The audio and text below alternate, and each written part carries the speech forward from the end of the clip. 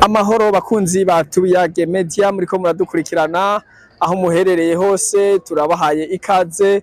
Uno munsi rero tubashikana ku kibuga c'umupira w'amaguru ico kwishure ryisumbuye ry'imyuga ETS Kamenge intara ya Bujumbura ni komine Ntahangwa ahariko habera inyigisho canke igikorane catunganijwe n'umuryango w'umukuru w'igihugu urangiza uyu mwaka w'2025.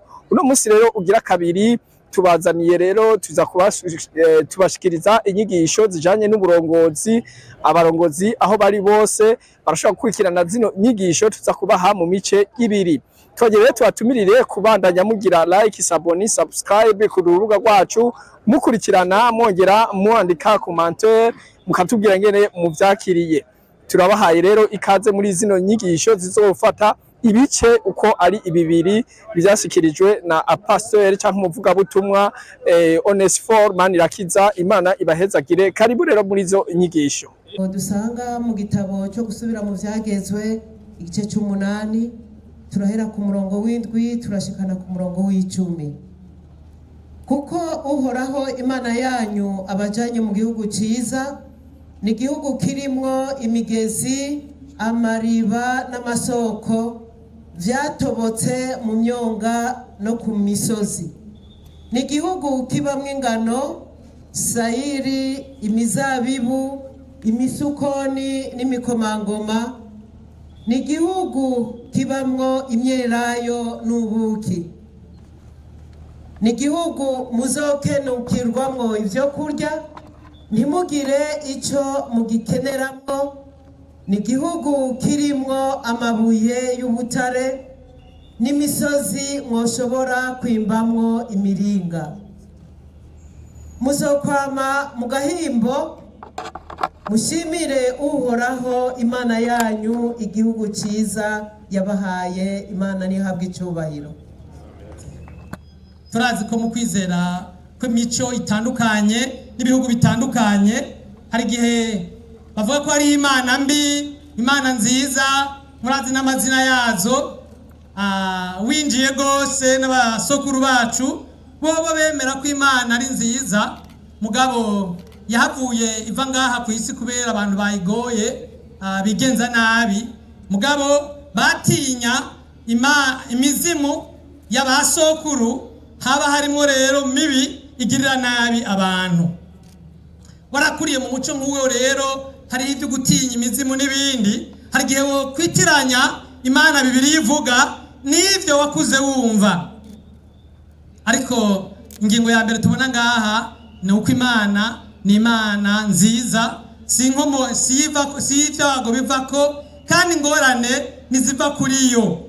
Muri iki gihe cyo mu gusoma mu vyagezwe 8 uwitonze ugasoma cose, ugasoma ku murongo wa 2 n'uwa 4, Imana yibutsa abantu ingene yabanye nabo mu bugaragwa, ivyerekana ko ari nziza. Icyo twaravyigishijwe. Kandi ku murongo w'indwi gushaka ku murongo w'10 yerekana ingene yabarondereye ivyiza, ibadondorera ivyiza biri mu gihugu igiye kubaha. Na uwo marongo twasomye. Mugabo kuri 11 gushaka 18 irabihanikiriza ko batohirahira ngo baze basamazwe n'ivyiza ibahaye, hanyuma ngo bayibagire bagendere kure yabo.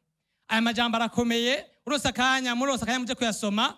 Mbere 19 na 20 irabamenyesha ko nivyashika bakayiheba ntibayikurikire nk'uko yabiyeretse bazohura n'ivyago. Hanyuma mbere mu bindi bisomwa ibabwira ngo ivyashikiye abo nzokwirukana mu gihugu muzojamwo nivyo bizobashikira. Mu gihe cya 28 mu gusubira mu vyagezwe hoho haradondora imivumo n'imigisha. Nimwagenda mu vyo ndababwiye ngiye imigisha iri imbere yanyu, mugabo nimutagendera mu vyo ndababwiye ngiyi imivumo, ngizi ingorane zizobashikira. Ngayo majambo turimwo, amajambo adusezeranira ivyiza, mugabo adubwira ibisabwa nkuko n'abatwitangiye imbere ejo bagumye babigarukako ati vyiza birahari ariko natwe dukore ivyo dusabwa. Muri Yeremiya rero 29 mbere y'amajambo ahera kuri 25 numuvugishwa yagize ingorane cyane. Ndaza kuvuga iby'ubuvugishwa imbere. Uwo muvugishwa yagize ingorane kuko yavugishijwe mu gihe abantu batanguye guheba kugendana n'Imana. Yavugishijwe mu gihe abantu abahanura batacyumva gushika aho batwagwa nk'inyagano. 29 umurongo wa 11 w'umutwe w'igikorane cyacu abandikira ikete muri 29 ku murongo wa mbere bari mu buhungiro. Arabandikira abatwawe ari nyagano, hanyuma arababwira ati abavugishwa bari muri mwebwe ntibabahende ngo buca mutaha ejo. Umuntu yahunze imyaka ya mbere cyangwa iminsi ya mbere aguma yibaza ko agira atahe, mugabo ko iminsi ihera arabona yuko bitoroshe. Nabo niko bibaza ko ari indwi imwe, ari indwi zibiri, ari indwi zitatu, ari indwi zine, basanga si ivyo. Maze arababwira ati ntibabahende kuko muzomara imyaka 70. Usomye muri 25 Yeremiya yari yabivuze ku murongo wa 11. Hanyuma ati mugaro, niho hari ijambo ry'ivyizigiro, mugaro naho muzomara imyaka 70 niyahera nzosubira ndabagarukane mu gihugu cyanyu. Niyahera iyo myaka, kandi igituma nzobagarukana nuko nzi ivyiyumviro mbiyumvirako. Ni jewe Uhoraho ndabivuze ko ari ivyiyumviro vy'amahoro atari ivy'ivyago, kugira ngo ndabahe ivyizigiro mu iherezo ryanyu. Mu yandi majambo Imana ikibabwira ati ibibazo murimwo ewe Israeli sije nayo bateje, byavuye kuri mwebwe. Mugabo kandi naho mwagize ibibazo sindabaheba, ndabiyumvira, ndabafise ko ya migambi nari ndabafiseko. Abamenyereye gusoma Bibiliya, iyo migambi tuyibona mu Itanguriro 12:3 aho ivuga ngo kandi imiryango yose yo mu isi izohererwa umugisha muri wewe, ndagutoranije nk'ihanga, biciye muri ryo nzokwishurira ayandi mahanga, umukiza azovukiramwo, hanyuma agakiza ayandi mahanga. Wovuga uti none nibiki vyemeza ko Imana idufitiye imigabo myiza canke ari nziza? Iyo abantu bagize ibibazo Imana barayagiriza, gusa nuko yo idaca yishura buno nyene. Mugabo ijerekana ko Imana ari nziza cyambere nuko Imana yaremye umuntu mu ishusho yayo ngo ayibere inshuti. Tanguriro 1:26 mu ishusho y'Imana niho twaremwe. Iryo shusho ni jambo rigoye bamwe ritugora. Iryo shusho si umubiri ukusa, nibigize umuntu, nibiranga umuntu. Umuntu niwe wenyene avuga imvugo yumvikana. Ibindi byose byaremwe nta na kimwe kivuga imvugo yumvikana ukiganire n'abandi. Umuntu niwe wenyene afise ubushobozi bwo gukunda, urukundo. Abandi ibindi bikoko birongorwa na instinct, ntivyiyumvira, ntibirezona. Umuntu niwe wenyene avumbura. Abo muri kino gihe turahiriwe, turabona ingene umuntu asa n'Imana ari gitangaza. Ugiye mu buganga ingene bariko baratera imbere mu kuvura, ukaja mu gutuma tumanako amakuru, ukaraba ingene abantu bariko baratera imbere mwihanahana ry'amakuru, urabona uti nukuri umuntu ari hafi y'Imana, aravumbura. Uko Imana ari umuremyi nawe nyene aravumbura, arakeya. Ejo batubwiye bati abateza imbere igihugu n'ababandanyirema. Umuntu yarahawe izo nguvu zo guhingura, zo gukorera ku byo yaremye Imana agahingura. Nta kindi gifise ubwo buhinga. Inyoni icyari gisambutse ikirara ku giti ikarindira ikindi cyari, nta creativity ifise. Ikindi nuko bari mu isi bafise ibibakwiye. Imana mu guherema umuntu yamuremye, mbere byose ibyo yaremye yabiremye mu rutonde rurangwa n'Imana yitwararika ibyayo, iri responsable. Yaremye umuntu yabanje kurema ibyo akeneye byose, mbere irema n'ivyatsi yabanje gushiraho ibituma bimera, mbere irema ibikoko yabanje gushiraho ivyo bizofungura, irema ibintu byose yaremye byari bifise ivyo yabanza guhera ku cyo bikeneye imbere y'uko ibirema. Cyo gituma umuntu mu isi aho yamushize taco yarabuze. Ibi bintu byose dukoresha ibi bintu byose isi ikoresha mbere tukabihiganirwa kandi tukanabizira, ni Imana yabidutekereye igihe yaturema, yabishyize mu isi.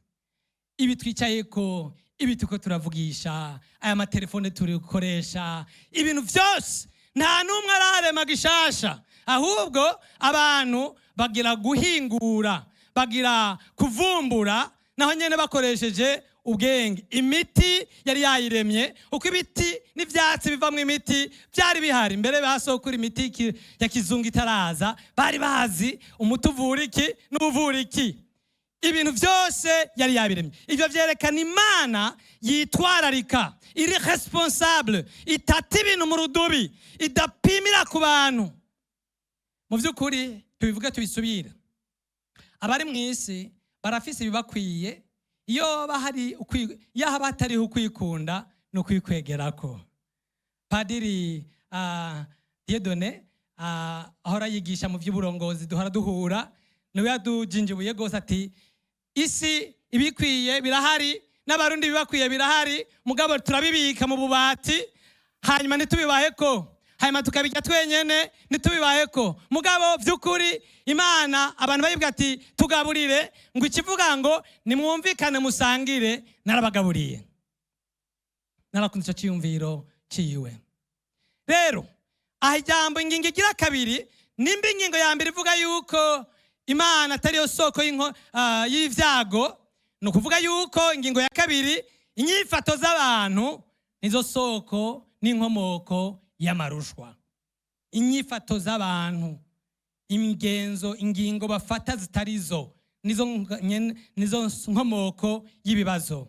Uhereye mu itongo rya Edeni, sinza gusoma Bibiliya cyane, mu Itanguriro 3, inkomoko y'ingorane ya wa muntu yaremegwa ahantu hari ibintu byose tubona ari iyihe? Ni umunsi banka umurongo Imana yabaciriye, bakagomba gukora ivy'Imana yababujije. Uyo munsi nyene baciye bagwa mu ngorane, basanga bari gusa badendekanya uduhuzu. Mbere Imana ije ikibabwira ingaruka z'ivyo bikwegeye. Muri izo ngaruka harimo umubabaro, harimo amahwa, harimwo ingorane n'izindi zagiye zirakurikirana. Uvuye mu Itanguriro 3 ubona umuryango w'ingorane wuguruka, umuryango udasanzwe, uko abana ba Adamu na Eva bahava bicana, havuke n'urunganywe rw'abicanyi babi. Hanyuma hagera ahantu muri 6 na 8 Imana yicuza igituma yaremye abantu, kubera ubukozi bw'ikibi bwabaye bwinshi. Hagera ahantu mbere ibarandura n'umwuzure, ariko yibikira uruvyaro rwa Nowa. Mugabo kandi abavuye mu ruvyaro rwa Nowa bahavuye bavamwo abantu. Mu Itanguriro 11 bahava bongera bagumuke, aho kuzura isi babwira Imana bati twe tugomba kubaka umunara dukomere, tube barurangiranwa tuziyuri. Mu vy'ukuri ingorane isi yaguyemwo ni ingaruka z'inyifato y'abantu. Umwanditsi umwe yavuze ngo ukugugwa k'umuntu niko kwatumye ayerera arondera inzira iyaja, ngo atangura kugenda i Babuloni, hanyuma acatangura kuvuga ibyabaye muri kahise, ngo agenda mu ntambara y'isi yose aho abantu bahonye, ngo niko kwatumye ibyago byose turimwo biza. Ni Abisirayeli niko vyagenze. Icyazaniye Abisirayeli ingorane nuko banse kugendera mu vyagezwe vy'Uhoraho, bahitamwo gusenga ibigirwamana. Bategerezwa gusenga Imana imwe yonyene, kuko umugambi yari bafise ko ari uyuhe, kwari uko bayimenya. Mu gusoma mu vyagezwe 6:4 hava ngo umva ewe Isirayeli, Uhoraho niwe Mana wenyene. Icyo gihe amahanga n'imigwi y'amoko yose yari ifise Imana umwe wese asenga, Imana y'izuba, Imana y'imirima, Imana y'uruvyaro. Ariko aravuga ati jewe ndakumenyesheje ewe Isirayeli, nta mana nyinshi zibaho, nimwe gusa, kandi iyo nyene uyikunde n'ubwenge n'umutima n'inguvu zawe zose. Rero uko kwemera kwabo yabamenyesheje, yari yabahamagariye, kwategereza kugaragarizwa mu migenderanire yabo. ni ijambo rikomeye gose. Amabwirizwa 10 muyasomye twese abatari bake tuyazi ku mutwe. Ibice vya mbere bivuga gusonera Imana n'izina ryayo no kuyibuka. Ibice bikurikira bivuga gusonera abandi, ntitubibe, ntitubice, ntitwifuza ivyabo n'ibindi. Ugiye kubiraba neza ni nk'umusaraba. Umenye Imana, usonera Imana, kandi cyerekana ko wamenye Imana ugasonera Imana ni ingene ufata abandi. Uvuze ngo urasonera Imana, uvuze ngo urazi Imana, mugabo ntubona ishusho ryayo mu bo yaremye ngo ubafate neza, ubahiriza imigenderanire nabo. Ni dini, waguye mu idini, waguye mu bintu by'imigenzo by'ukuri Imana ntiwayimenye. Aha rero batwagwa nk'inyagano, mwumve neza, bari bagifise ingoro y'Imana, bari bagitanga n'ibimazi. Ivy'idini barabikora, muko Imana yababwira ati ibyo vy'idini mukora ntacyo bimbwiye, ni urwamo gusa, kuko muriko murampenda. Hageze ko nsuzuma ko munzi sindabibona. Ukicerekana ko munzi ni uko muvyerekanira mu baremwe. Rero iyo relation verticale hagati ya twebwe n'Imana igaragarira muri relation horizontale hagati yacu, umubano w'abantu. Tumenye neza urukundo dukunda Imana rugaragarira mu kungene twitwararika abandi abo yaremye. Cyo gituma utembeye ngaho hanze urukundo rw'Imana urarubona.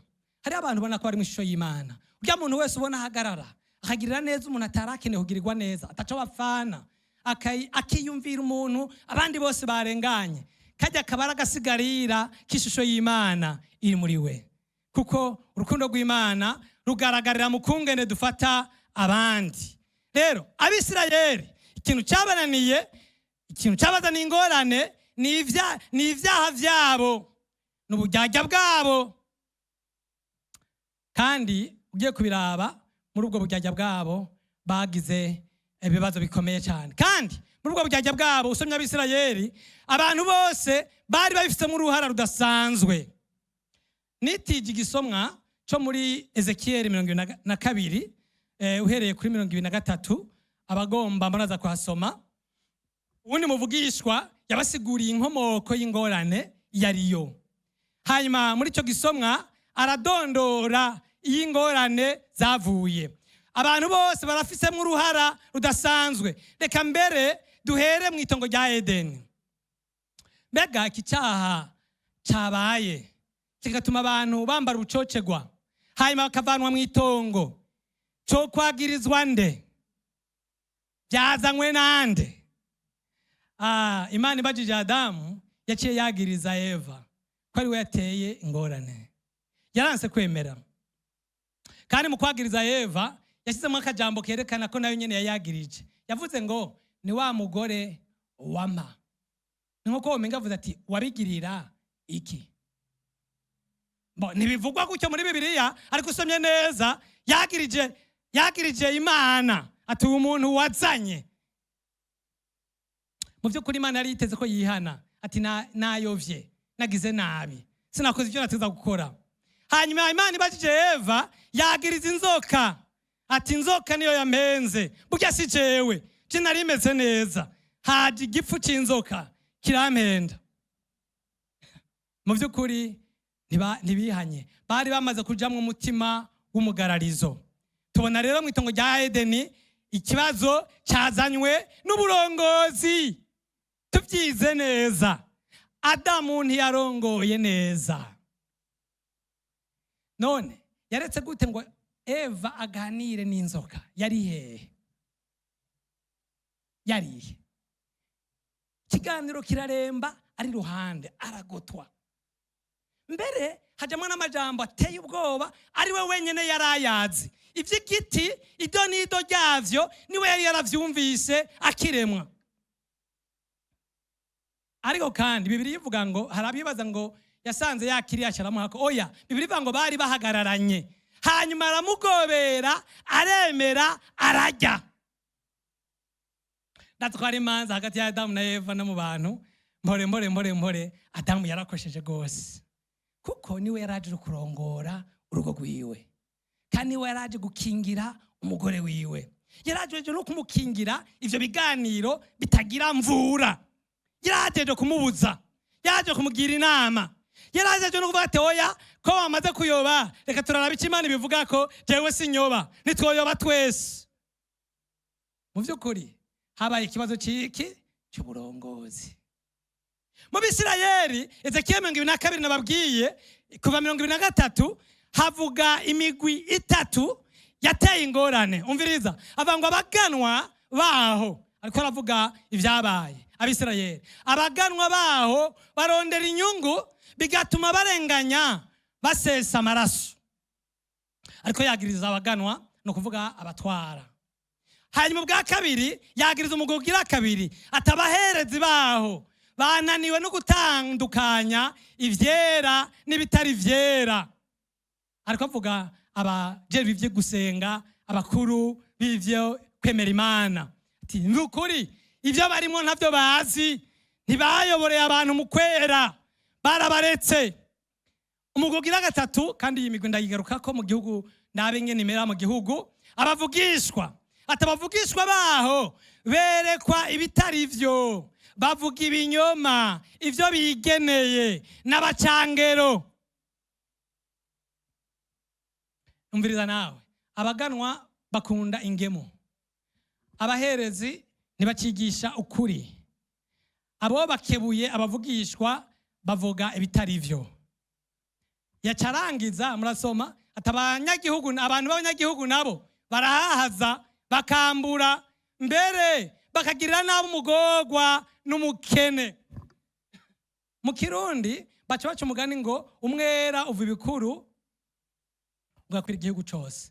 Abaganwa bananiwe ivyo bacecwe, abaherezi bakananirwa ivyo bacecwe, abavugishwa ntibamame ngo bagire bagabishe. Mugomba abenegihugu bamere gute? Ntibikunda, ntibikunda. Mbere ubundi niwe yavuze ati biragoye ko abenegihugu bamera neza abarongoye batameze neza, uko abarongoye bavuka mu benegihugu. Kandi biragoye nuko dushimira urongoye igihe abenegihugu batameze neza, uko ni twebwe tubaterera ivyiyumviro, tube influencer.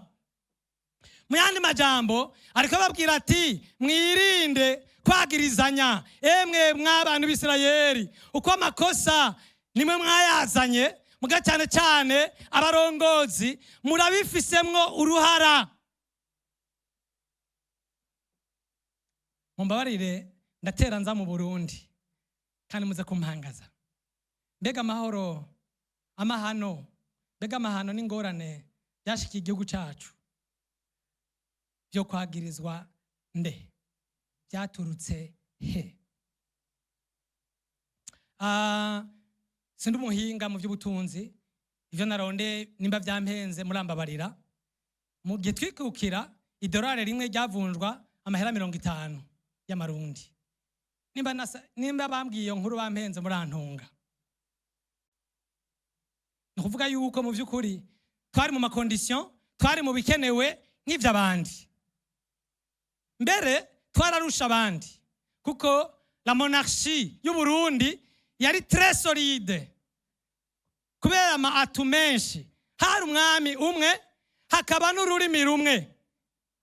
Iyo bakwe abandi ntibari barifise, kuko bobo bafise amoko menshi kandi buri bwoko bufise umwami wabwo.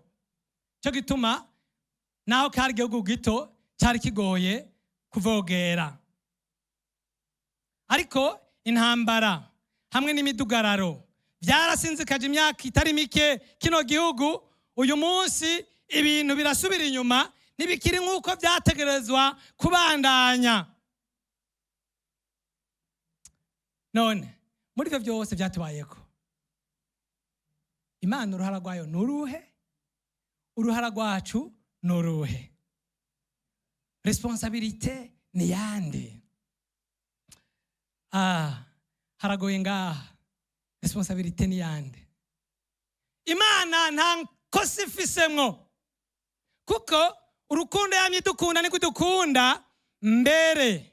Usubije amaso inyuma ukaraba mu makosa yacu menshi, ivyabaye kubana tukiriho, imbibe zikiri za zindi tugifise n'ibi bike dufise, ni Imana yadukoreye igitangaza, nihabwe icubahiro. Ni nyabuntu yarirengagije ubube gito bw'abavyeyi bacu, bw'abakuru bacu, bwacu, iratuzigama atavyo twari tubereye.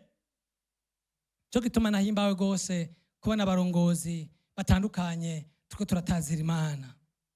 Indongozi zacu ntizahagaze neza mu bihe bitari vyoroshe, ingingo zarafashwe zarangwa, ingingo zitari nke zarangwa n'ubwoba, izindi zikarangwa n'ukwikunda, bituma ibere riyaga, ntihaba imigambi y'iterambere, tuja muri ekonomi de consommation, tuja mu kurya tutimbura, tutarima, kuko kanatsinda mu nduru no mu gutuzanya, ninde yorima, ninde yotera imbere. Nanone twaramba iyo myaka yose, kuko umuntu iyo adafise umutekano mu mutima ngo yumve ko ivyo ariko arakora bizoba bikiriho mu myaka 20, aca ari mirengarenga n'iryo gihe akare atera ivoka, avuga ati rizokwera naragizene narapfuye. None mu gihugu abantu batera amavo, batera irengarenga, ndiko mvuga ingereranyo mu mbabarire, we wumva two ivyo turota birota gute? Nkuko vyari mu Bisirayeli, ukunanirwa kw'indongozi kwavuye kwandukira abene gihugu, ibara riragwa, imfuvyi ziragwira, ivyubatswe birasambuka, abantu barifumbereza, imitima irakomereka. Nagize kwiyumvira, mu bwo kwiyumvira kwavuye ku kiganiro nagize n'umupapa akuze. Jewe nizi vy'amategeko, nivyo nanosohoye mu kaminuza ya Burundi naheje 2023, hanyuma mw'ishuri je banyita demokrate, ko ivyo nize vyose nagomba kubibona biba. Rero naribazaguza, nkabaza n'abadakwiye kubazwa kubera nari umwana. Musi umwe rero mbaza umutama, ntivyagenze gute abantu bahunze muzi ko bari aho hakurya, amazu yabo akagurishwa n'amatongo yabo akagurishwa, mwariko mwopera muri monde yitwa gute? Mva ndiko nigira umu intellectuel, ubwo narinzi vy'amadroit n'ibiki, uravyumva bimenya umutwe. Aca arambaza ikibazo cankubise hasi, burya abantu bakuze bubahwe. Ati mbega ufise imyaka ingahe? Nimfise imyaka 32.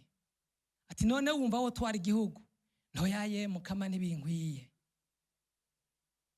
Atabo ukritika bangana na wewe. Yaranzibuye. Yambari yagonze kumbara ati vyugaye biragayitse.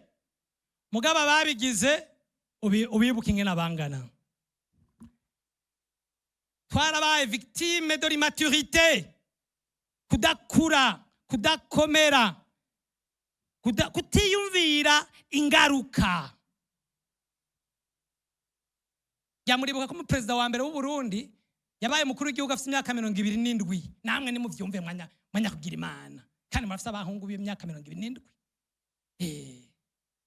Nibindi vyagiye biraba, muce mugenda muri Google murondera imyaka.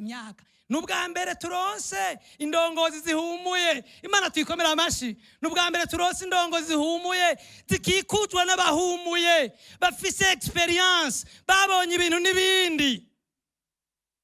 Kubera twari igihugu gitoya, twari twagizwe bato na colonisation, tukugwaho intwari yari imenyerewe, hazi yindi yaratugoye. Rero ivyabaye nshuti zanje, muze tuvyemange, vyarabaye, kandi zabaye ingingo zitarimwo maturité, zirimwo ubwoba, zirimwo kwikunda. Ariko kandi tumaze kuvyemanga, tuvyigireko ico twokora nk'indongozi ngo tubirinde abana bacu, tubirinde urunganwe ruri imbere, tubirinde hanyuma dushike mu masezerano. Mwumve neza, hari ikintu cyatumye kigora abarundi muri iyi myaka yose, nuko naho twaca mu ngorane hari abavugishwa bagumye baza bavuga bati ndabakunda ndabafise ku mugambi, abantu bagacanganyikirwa. Nagenda babwire ubuvugishwa ku Burundi bwaje n'ingorane zitaratangura kuba, kandi by'ukuri ubukurikiranye neza sinja kure kuko nta bushakashatsi nazanye, nibwo ubuvugishwa bw'u Burundi bupfana ikintu n'ubwa Isirayeli mu buryo bw'imhemu. Iri hanga rivuga ururimi rumwe, Imana igomba ko rikwira mu isi rijanye ubutumwa bwiza, kandi iryo hanga ivyo Imana yaritekereye birapfana ikintu, niyo réveil spirituel. Cyo gituma iyo mbonye banyakubahwa musenga mbona umenga ni ibimenyetso vy'ibihe, mbega tuba turi hafi y'aho abantu barondera Imana n'umutima wayo wose, kugira ngo vy'ukuri ivyo yaduteguriye gukora amahanga. Nagenda babwire kuva Burundi bubaho nta gihe abarundi bari bwaje hanze, munyumve neza kuko bivugwa kwinshi. Reka je nivugire nk'umumisiyonari, mvuge ko abagiye hanze n'ubutumwa bwiza babujana. Iyumviriye abarundi basanzaye mu bisagara vyo mw'isi mu gihe bojana ubutumwa bwiza. Ariko ikintu Imana iko yaturonderako kandi Imana izogikora. Ariko rero hari igikorwa cy'abarongozi, nico gituma uburongozi burakomeye. Ngomba kuja ku gice cya kabiri, mbega uburongozi ni iki? Muri ako gice cya mbere ndakirangije tubonye yuko uburongozi niyo soko y'ivyiza neza, kandi iraba isoko y'ingorane iyo batatujanye mu vy'Imana igomba. Isobanuro y'uburongozi, umwigisha yitwa Robert Clinton avuga ngo n'urugendo rubandanya, aho umuntu yahawe ubushobozi n'Imana yandukiza ivyiyumviro umugwi kanaka w'abantu b'Imana kugira ngo bashike ku ntumbero Imana ifitiye uwo mugwi. Nuvuga ngo n'umuntu yahawe ubushobozi n'Imana. Uburongozi hari ubushobozi duhabwa n'Imana, hanyuma kandi kugira ngo yandukiza ivyiyumviro abantu b'Imana ngo bagendere mu vyibagombako. Abanditsi benshi bavuga ivy'uburongozi barahuriza ku ijambo ryitwa kwandukiza ivyiyumviro, influence. Umurongozi n'umuntu ivyiyumviro vyiwe uko abona ibintu vyandukira abandi, bagaca babibona nabo bakagomba kubijamwo. Mbere hari uwundi yashikuza avuga ngo n'umuntu abwira abantu guhaguruka batahora bagomba guhaguruka, bagahaguruka batwenga. Abantu badakunda guhagarara arababwira guhagarara, bagahagarara batwenga. Uwundi agaca avuga ngo niwategeka abantu kukumvira no kukubaha ntuzoba uri umurongozi. Abarongozi bubahirwa ico bari, kandi icuri nico gituma bakwiyumvira bagukurikira. Womengana amajambo ahanitse, ariko reka ndavyoroshe. Mu minsi ya kera ahi Bujumbura mwibarabara hari ambuteyage, kandi imiduga itari bwagwire. Nibaza ko bari bamaze gushavuzwa na ambuteyage muhari. Hanyuma haza abajeje umutekano b'intore b'abapolisi, ntabonzi mugabo bafata initiative yo gutondeka imodoka. Abarundi barahindutse basigaye batonda. Hari undi arabibona, basigaye batonda. No muri banki baratonda, no kuri bisi baratonda. Hari umuntu yabenfluenshije. Kera no kuri gishe muri banki hari babiri niho barindira, wacubaca ko ngurandabira. Urandabira urenganya umuntu umwe. Ariko harabaye abantu batwinfluencer, baratwigisha kwihangana, kurindira. Mu bihe turimo urabona imirongo, kandi uwurenganye abantu bamwiyamiririza rimwe. Abajejwe gushima, abazoga iperereza, aba bantu bazanye umurongo n'uru rutonde baze bashimirwe. Rero uburongozi bwiza ni hara mu ruganda ntibacura. Wogira ibintu byose, wogira ubutunzi mwavyumvise ko tubufise, n'ubundi twarabwamanye bwatugoye buri ngaho, wogira ibiki byose, ariko uburongozi budafashe iya mbere ngo bakore ico bajejwe. Umuhinga umwe yavuze ngo yitwa John Adler yavuze ngo ingabo 10 zifite umutware ziruta ingabo 1000 zitagira umutware. Yanga abajejwe ivyo baravyumva kundusha. Ingabo 10 zifite umutware section zirarutwa n'ingabo 1000 atanumwe ategeka, atanumwe atanga umurongo, umwe wese agomba. Mu vyaremwe bidukikuje turabona uburorero. Akarero gakomeye ni inzuki. Inzuki ntiziguma ahantu hatari iki? Umwami. Nasomye ngira ubushakashatsi buvuga ngo niyo umwami yanyegeye mu gihoro indani aho zidashika cyaziguma ku muryango waco zirindiriye. Kuko mu bisome biologikema uburaro n'uburamuko na fecondite y'inzuki iva kuri uwo mwami. Uburongozi ni ikintu gikomeye kandi Imana yakiremye kuvirema abantu yaragishizeho n'abanyamategeko baracemeza n'ibindi vyose. Wocumbaza uti rero mbega uburongozi uvuze uburongozi uvuze nde? Jewe mpora nigisha murumva ko nigisha pastori namwebwe nahavuye nibagira nkagira ngo ndi kumwe na pastori murantunga.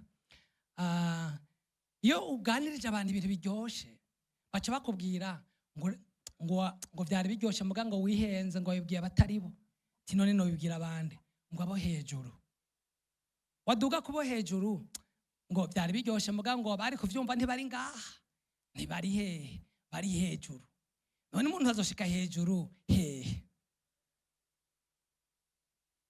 Hariho solidarite yo mu kibi aho abantu banga kwemanga ko ari we yakoze ikosa ahaguma blaming yagiriza abantu imaginaire batanamubona badaheruka kuvugana nawe atana kimwe bamubwiye mugaba akaguma ari bo yagiriza. Reka ndagisambure kino cyimviro kitworohere. Uburongozi nisunze umwanditsi yitwa John Adler buri ubwoko butatu imigwi itatu. Rero hano bica bitworohera aho tuza kusanga umurongozi kuva hasi gushika hejuru. Uburongozi buri mu migwi itatu birashobora gutandukana ukome ashira hamwe akomera mugahaguma hamwe imigwi itatu. Hasi hari umurongozi w'umugwi leader d'équipe, haba mu gisoda haba ahantu hariho hose abakora ibikorwa bajya abantu bakeya 12 bakora ibikorwa barafite umuntu abarongoye niwe yitwa leader d'équipe, umurongozi w'umugwi. Uwo muntu rero aje gukurikirana ishigwa mu ngiro y'imigambi hamwe n'intumbero z'igisata akoreramwo. Tuko turaganira rero ntakwiye kumbarira ngo nje kurondera abandi atanyeretse aho wewe ivyajejwe yabigejeje. Mugogira kabiri wo hagati na hagati n'umurongozi ahuzo imigwi, umurongozi w'igisata twita leader des opérations. Uyu muntu akurikirana abakuru b'imigwi batandukanye. Nuvuga ngo hari imigwi itandukanye ikora ibikorwa bitandukanye byo muri departement imwe. Turi muri departement commercial, harabagira publicité, harabagira recouvrement, harabagira ibiki. Iyo ni imigwi itandukanye ariko biri mu gisata kimwe. Abo nibo baho umurongo ngenderwako abakuru b'imigwi bakongera bagafasha gukemura ibibazo abakuru b'imigwi bagize. Aba barakomeye gose kuko nibo banda yahundwa babakuru b'imigwi kandi cyo bajejwe no kwiyumvira ibibazo byashitse no kubitorera inyishu cyangwa kubishikiriza abandi. Umugwi ugira gatatu n'umurongozi w'ugwego cyangwa wishira hamwe cyangwa w'umugambi cyangwa w'igihugu muvuga umurongozi mukuru wo hejuru tumwita leader stratégique. Uwo murongozi niwe yitwararika ubuzima bw'ugwego bw'umugambi iwacu mu mashengero bw'ishengero nka communauté cyangwa paroisse. Muri paroisse n'umurongozi wa paroisse, muri communauté n'umurongozi wa communauté cyangwa ishira hamwe.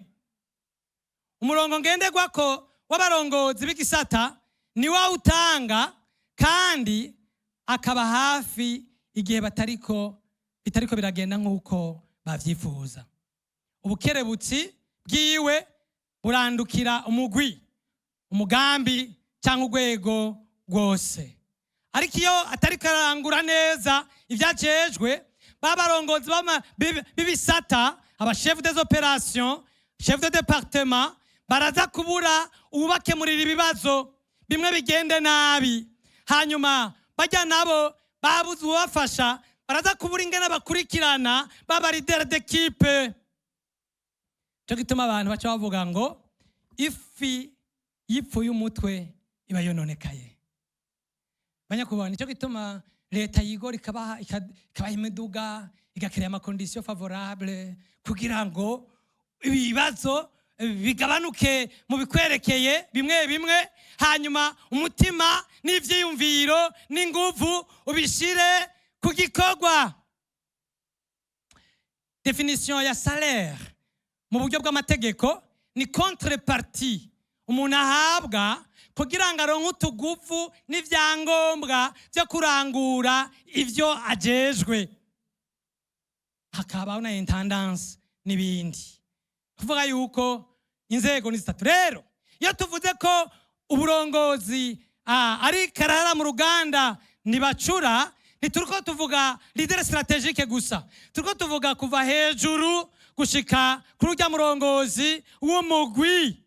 Kuko umurongozi w'umugwi wo muri quartier wacu, wo muri Regideso, aduha amazi, wa mufundi yugurura amazi, atayaduhaye ntituyaronka.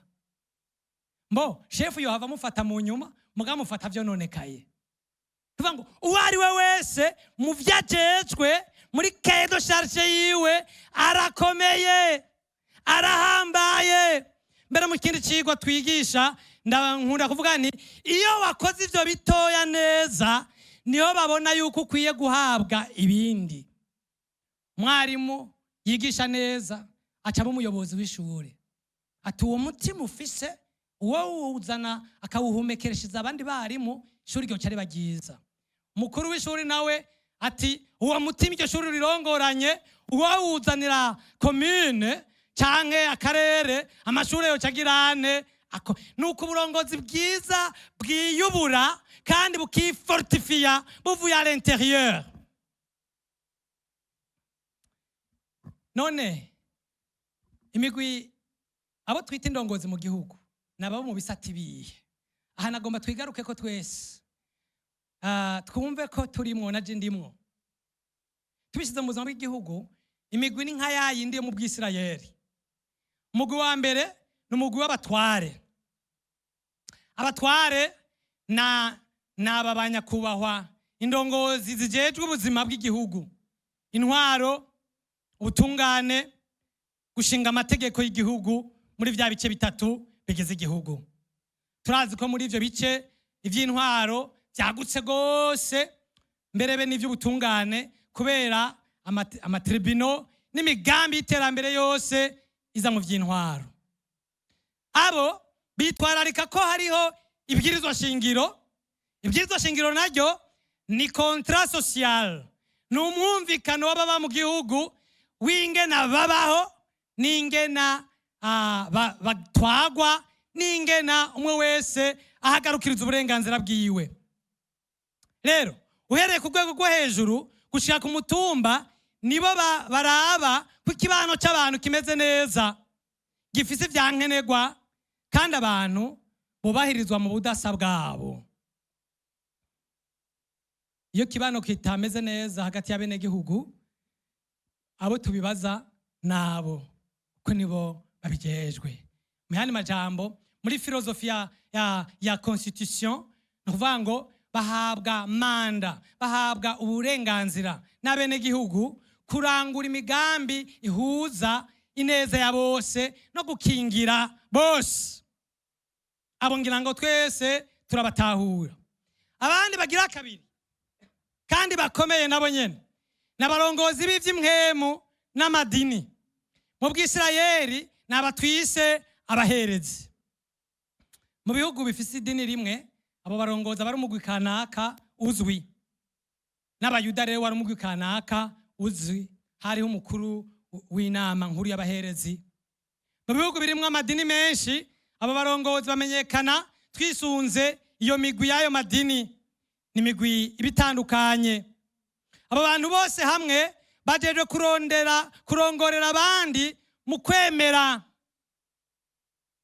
Bajejwe, dukunda kubita ngo bajejwe ivy'imitima, bajejwe kurongorera abantu mu kwemera.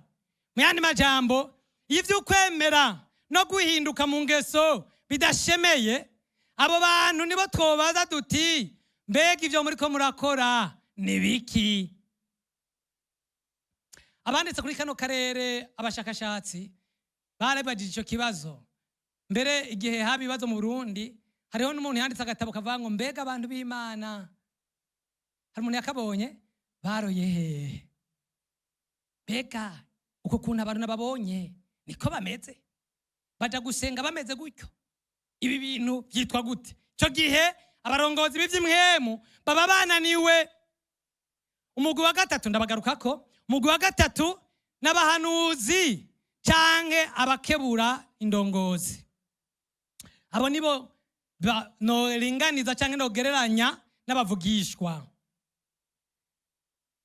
Abahanuzi, abakebura. Aba n'abantu bajejwe gukebura hamwe no gutera intege iyo migwi, indongozi z'abatware n'indongozi z'ivy'imwemu canke z'ivy'ukwemera. Vyekeye amadini, abavugishwa kenshi bavuga yuko bahawe ijambo n'Imana, mugabo harimwo n'abashikuza rimwe na rimwe, kuko niyo bosigura Bibiliya ikivuga bakibutsa abantu umurongo ngenderwako, baba bavugishijwe, kuko nukwibutsa, nugukebura, nukuvunira akagohe abantu. Mu vyerekeye abatware, mbega abavugishwa b'abatware ni bande? N'abantu bakebura indongozi mu bice bitandukanye, ariko nabatera intege, bakwiye gusunikwa n'umutima wo kubaha, atari uwo gusambura, atari uwo kugumura, bakabikora mu buryo butandukanye. Abantu ba mbere b'abahanuzi mu gihugu, b'abavugishwa b'igihugu, ntimurondere mu mashengero cyane banyakubahwa, murondere mu makaminuza. Naba bagira ubushakashatsi, naba bahinga mu vya ekonomi, naba bahinga mu vya agriculture, naba bahinga mu buzima mu vyerekeye ubuzima butandukanye bw'igihugu. Tubatuma tuti turonderere murabe ingene ibintu bimeze, hanyuma murabe intambamyi dufise n'icotorerwe n'ingato zitorera inyishu, kugira ngo igihugu gikomere gitera imbere. Kirashira ingufu mu busesanguzi, kuko ntushobora gutera imbere utazi ivyo ufise n'ivyo ukenye n'ingene woshikayo n'ivyo witondera. Imana ishimwe, mu Burundi dufite ama universite menshi, kandi ayo ma universite buri mwaka abana bayaheza, abasore n'inkumi bayaheza, barandika ibitabo. Ndateye intege abo mushikiranganje butandukanye, fakulite yerekeranye n'ubushikiranganje bwawe, genda uraba ama memoire basomye, babwire amasuje bakora, baturonderere, batugirira ama enquete, tumenye ivyo twokwitondera n'ivyo tutokwitondera. Abo muramwumva mw'isi yo habaye ibibazo, nibo babaha ijambo, bakavuga ingene ibintu bimeze, bakavuga ingene ibiharuro bivuga, bakavuga ingene ivyiyumviro bimeze. Abo rero n'abahanuzi, n'abakebuzi, n'abarezi. Abandi n'abamenyesha makuru bigisha abantu, batabariza abantu iyo hari ikibazo. Nibo batubwira ko ibarabara ryabomotse, yamara ntimujeyo, yamara mutabare, mukuri ibintu mwibarabara, abantu ntibaherereyo n'ibindi. Kandi nibo baremesha igihugu. Kera mu byo twaciyemwo mu gihugu murabizi, hakiri radio imwe, wumvise itavuze, naho yo bari rezo yacitse, mwaca mutekera itavuze, uko bararemesha tiko bariko baravuga, kandi akaba atankuru mbi bavuze. Hari iki? Hari impore bwakeye mugabo nitebe iminota 5 kuvuga. Ubu nawe ukivyumviriza ni nyinshi, ntawumenya ingena bimeze, mugangira ngo harizo tukuma turaba nka repere. Abandi n'abanditsi b'ibitabo, abanditsi b'ibitabo barakwiye gutegwa intege gose. Abanditsi b'ibitabo batuma bwa bumenyi bw'abashakashatsi buva mu bitabo bugasanza bambe mu nyandiko zabo bugasanzara mu bantu, bakarera bagahanura, n'abanditsi b'ivyese, n'abanditsi b'indirimbo n'imiziki n'ibindi. Nagoma nsaba abajejwe ciye bugufi, abajejwe imico kama n'ibindi, mugume muturabira haceko ibintu bijanye n'imico yacu, kuko bajya n'abarezi n'abakebuzi b'abarezi, wavyanka wavyemera, ivyo abantu baguma bumva n'ivyo babona nico bihava bihinduka ivyo bagenderamo. Sinzi ko muri yumvira igituma Braludi yamidutega muri ville Amustere itonyanze kirahuri, murabona itonyanze kandi hajya hatugenda amahera menshi. Barazi yuko wayibonye amate acetangura kugira ane gushuha, naho uri wateguye gutumbera hariya uzubona imodoka itangura kugira ane gukata. Iyo ni teori ya communication ivuga ngo ico wumva kenshi, ico ubona kenshi nico uhava ukora. Cyo gituma indirimbo, amaradiyo, amateleviziyo vy'ukuri harakenewe umwidegemvyo ariko ufise akarimbi. None izo nzego zuzuzanya gute? Ni bande bajejwe ibiki? Bamwe iyo bakoze neza ivyo bajejwe haziki, iyo babikoze nabi bigenda gute? Cyo ni cya kane nababwiye. Uburongozi ubwo aribwo bwose burafise uruhara rudasanzwe mu gutuma igihugu kiba impore, mu gutuma igihugu gitema amata n'ubuki, mu gutuma dushika mu masezerano. Nagomba rero ngaha tureke kwagiriza umugwi kanaka ngo nimwe muzobikora, mwumve ko ari twese. Aha legend ko mvuga nk'umukuru w'idini huwo mu vy'imwemo, nivyo nahavuye njamwo ngumamwo. Indongozi mu vy'imwemo mbere arizo mperako, abari ngaha mu nyumve turongorera abantu gutahura Imana. Hanyuma icyerekana ko abantu batahuye Imana ni giki? Nuko bagira umubano mwiza n'ababanyi, nuko bubahiriza amategeko n'urutonde byashinzwe n'abatware, kuko Bibiliya irategeka abantu kubaha amategeko, kuko Imana irazi yuko umuntu wese akora ivyo agomba nta mahoro yoba, isi yoca iba nk'umuzimagiza. Icyerekana ko twakoze neza abantu bagatahura Imana, bijukira ibikorwa by'iterambere uko bavuye mu bintazi. Indi cubahiro ejo yarabitwibukije ikete ryandikiwe Paulo yandikiye Abatesalonika avuga ati ntimwite mu vy'abandi, ntimuje mu bitabaraba, ariko umuntu wese akoreshe ayiwe maboko. Muzogira ubushakashatsi murabe aho kwemera kwakomera hose mw'isi harangwa n'ibikorwa. Ukwemera kutajyana n'ibikorwa by'iterambere bya misi yose kuba kutashitse ku nimatima yako. Rero iyo abarongozi bimwe mu batarangura neza ibyo bajejwe, abajejwe intaro baracumakura cyane, kuko barongora abantu bagoye. Ego ubushobora gwira bakabapfunga, mugabo akava yari abasipesiyaliste ntibahinduke. Kubera iki? Inkoni ishikira igufa ntishikira ingeso. Ubutumwa bwiza Paulo yandikiye Abaroma 1:16 avuga ngo n'ububasha buzanira uwizera wese agakiza. Ubutumwa bwiza ni puissance de Dieu. Nuvuga ngo il explosa igahindura abantu, umuntu akemera ivyaha muri interrogatoire yanse akavyaturira padiri kandi atamukubise. Mwumva ivyo bintu bimeze gute? Mumbarizo wabo mwumva ivyo bintu bimeze gute? Ivyo bamukubise akagira amatori agasambishwa bikanka, wenye nakaza arajugumira abiri ivyuya akabwira umukozi w'Imana ati yamara jewe numva atacondi. Kubera iki? Ubutumwa bwiza n'ubushobozi bw'Imana, ubwizeye wese bumuzanira agakiza.